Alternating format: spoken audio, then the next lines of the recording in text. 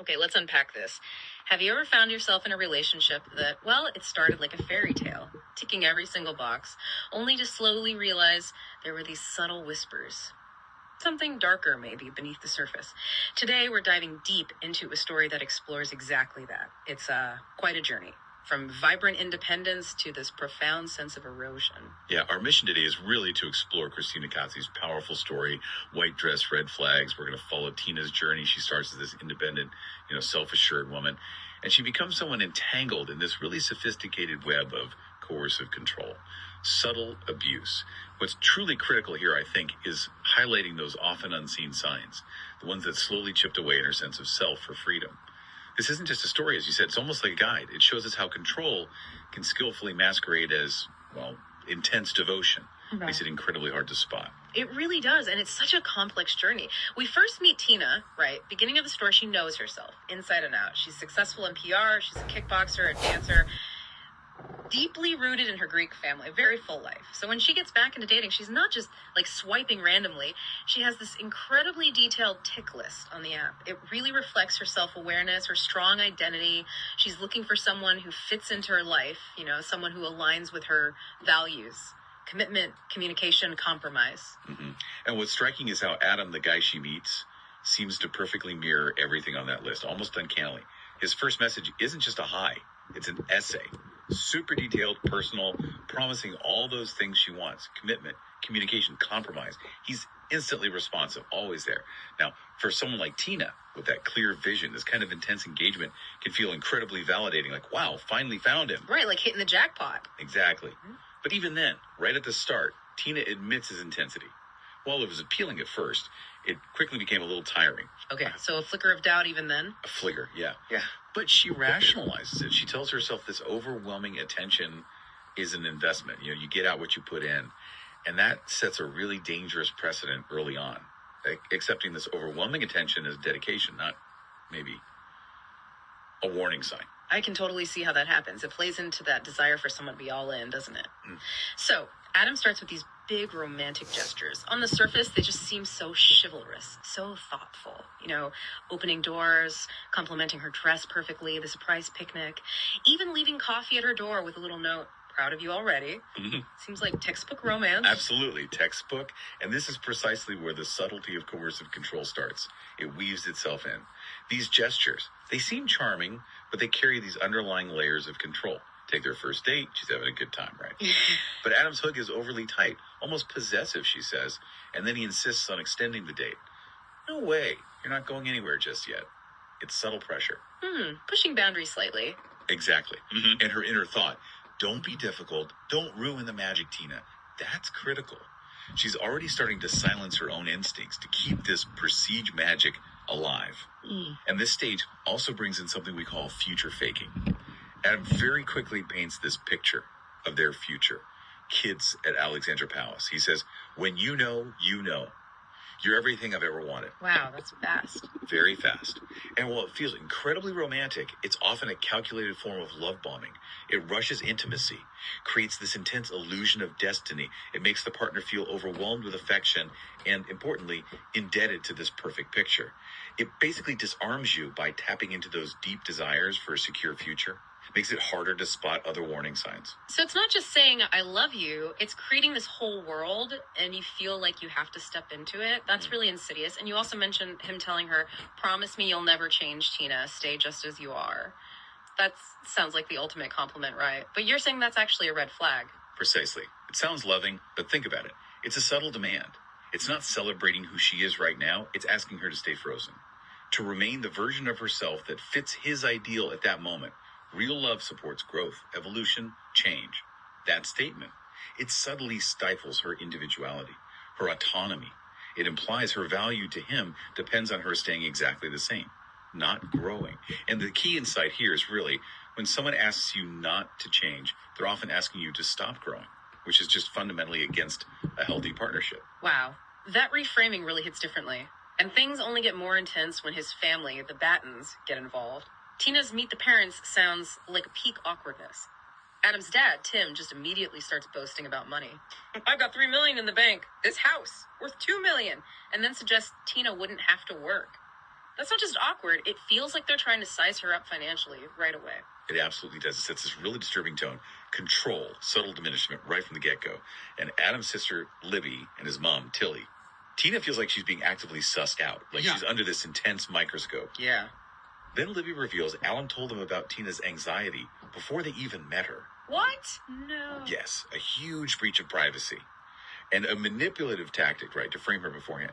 Later, there's this weird detail about Adam knowing Libby's bra size. It's played off as family teasing, but Tina finds it deeply unsettling.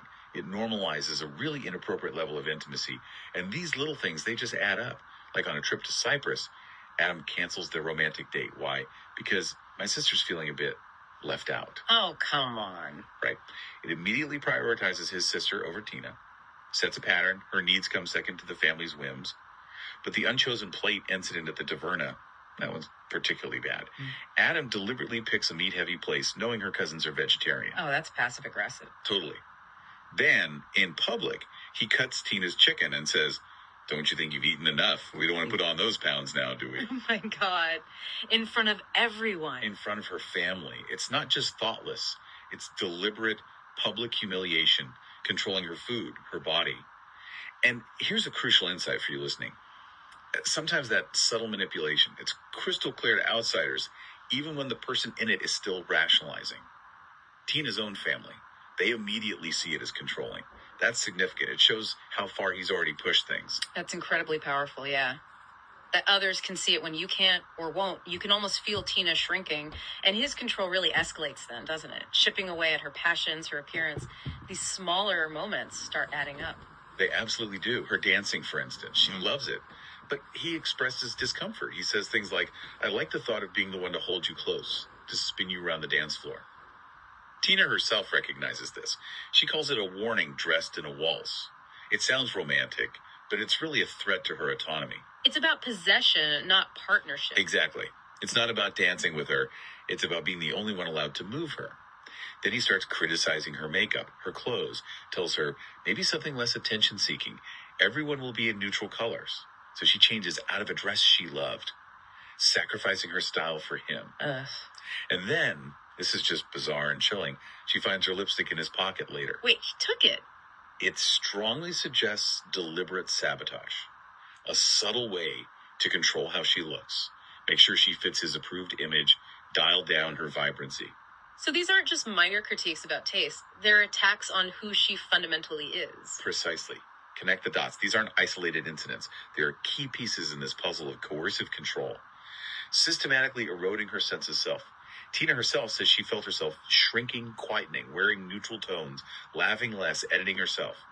It's a direct result of his subtle demands, his complaints that she makes everything into a production, and that earlier plea for her never to change. Right, the promise. Yeah.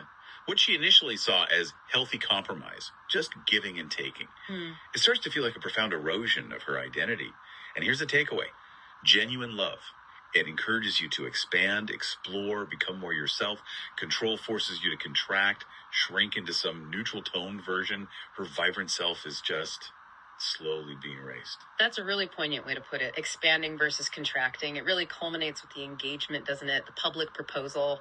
And he gives her a yellow gold ring, even though she'd specifically, clearly told him twice she wanted white gold. In that huge moment, it feels less like an oversight and more like a power play. It's absolutely a deliberate statement. It screams, "My preferences matter more than yours, even now." A total disregard.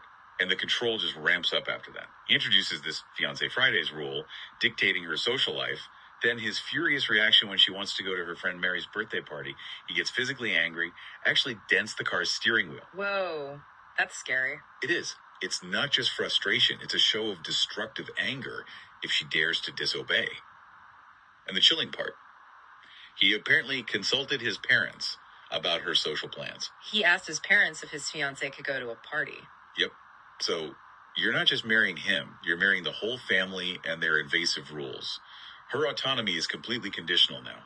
It's like the ring isn't a commitment, it's a collar. How much control is too much? Yeah. And then the wedding dress incident, that sounds just awful. It is. It's one of the most devastating symbolic acts of diminishment in the whole story. Her Cinderella dress, her dream. First, there's a mysterious red wine accident on it. Oh, no. Then his sister Libby secretly tries it on. with Mum Tilly's approval. And Tilly says, "It looks so much better on you than it does on her." That's just cruel, utterly cruel. It's intentional, public, designed to strip Tina of her joy, her vision, her self-worth right before her wedding. It completely tainted her dream dress, left her feeling suffocating, like everyone's scapegoat. Adam does initially defend her for a second, making her feel safe for a moment. Oh, a glimmer of hope. A tiny glimmer. But it's immediately followed by more controlling behavior. It reinforces that awful cycle of abuse. Hurt, then brief comfort. Keeps you hooked, disoriented. It shows how abusers use that intermittent reinforcement, that back and forth between cruelty and kindness, to keep victims confused and hoping. And the abuse keeps escalating. It moves beyond the psychological. There's that really disturbing cardboard cutout incident. Adam gets furious because she danced with a colleague, Mateo, right? And he screams, "You disgust me, shut up." Slams his fist against the wall. That's a big shift. It's a terrifying shift. From psychological manipulation to overt intimidation, bordering on violence, and then, ironically, lockdown hits. For many, it was isolating. For Tina, a strange kind of release from Adam's constant presence. It's a breathing room. Yeah, but that space also reveals how deep his control went. Her boss steps in, tells Tina that Adam had contacted the office, explained her mental health condition, said she was a shell of her former self at work. He went to her work. Yes, undermining her professionally, sabotaging her reputation, a shocking breach of trust. And then the final betrayal. She finds his generic dating app message, the exact same one, sent to 20 other girls. That just shatters any illusion she had left about their special connection. Exposes his deep duplicity. God, after everything, finding that out must have been crushing. And then things turn physical. Yes, this is where it crosses that line definitively, the first time. Adam shoves her, kicks her, and then immediately, this is classic, he hoovers her back in. Promises of love, protection, change. Hoovering. Yeah, it's a term for when an abuser senses you pulling away, so they use intense charm, apologies, promises to suck you back in, like a vacuum cleaner. And Tina, even though she's educated, strong, ambitious, she internalizes it, feels ashamed, blames herself. It just shows how insidious abuse is. It erodes your self-worth, traps you in that cycle of hope and despair. After this, she does try. She attempts to set clear boundaries about his family, her car, her job, his weirdly close relationship with Libby. Finally pushing back. Yes. But Adam's reaction isn't remorse. It's cold, calculating, a shift in his demeanor. Tina senses he might even be planning an exit, now that he's losing total control. It's a stark reminder. When an abuser feels they're losing control, their tactics can shift, from manipulation to just discarding you. What a terrifying thought, that her finding strength is what might make him leave. The lead up to the wedding sounds just agonizing. At the pre-wedding dinner the night before, Adam openly flirts, talks about a new girl at work, pretty thing, big boobs. He basically discards her emotionally, publicly, right before the vows. Brutal. It's the ultimate disrespect, isn't it? Just laying bare his indifference, his cruelty. The wedding morning itself is just thick with Tina's dread. She gets a nosebleed. It stains her white dress. A literal red flag on the white dress. Wow. Symbolic. Very. And her father, seeing her misery, seeing what she can't yet say, he makes this silent plea, "Let me give you back your life." It's this moment of profound, unspoken understanding and love from him, recognizing her suffering. And the climax. Walking down that aisle, it's unforgettable. Adam's family muttering these awful things as she passes. You still need to prove yourself. Adam deserves better. And Tilly, the mother, just smirking at her stained dress. It's pure malice. It's the absolute turning point. The peak of all the abuse, and then, like a movie moment almost, Tina's mother shouts out from the congregation, confirms the true poisonous nature of the Battens, calls them out. Her mom speaks up. Yes, this unexpected act of defiance of truth-telling from her own mother. It empowers Tina like nothing else could have. In that moment, surrounded by all that judgment and cruelty, with the truth finally out there, she runs from the altar. It's so much more than just escaping a wedding. She's symbolically breaking chains I've been bound by for years, choosing life after Adam. It's incredibly powerful. Reclaiming herself, her dignity, her story after years of control. And it highlights something important.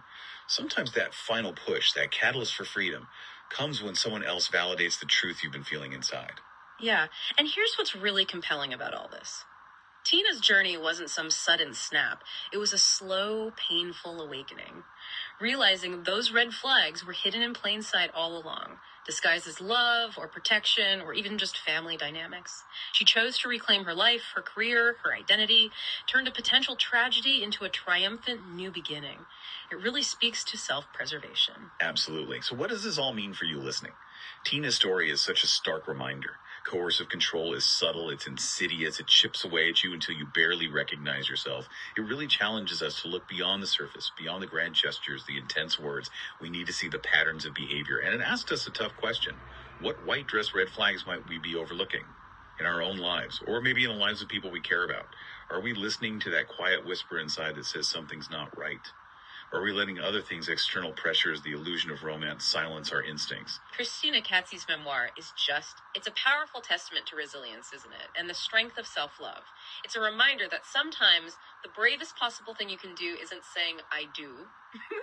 Sometimes it's running towards your own freedom, just like Tina did, transforming those red flags into white flags. Flags of peace. It really makes you wonder, doesn't it? What are you willing to sacrifice to stay in something?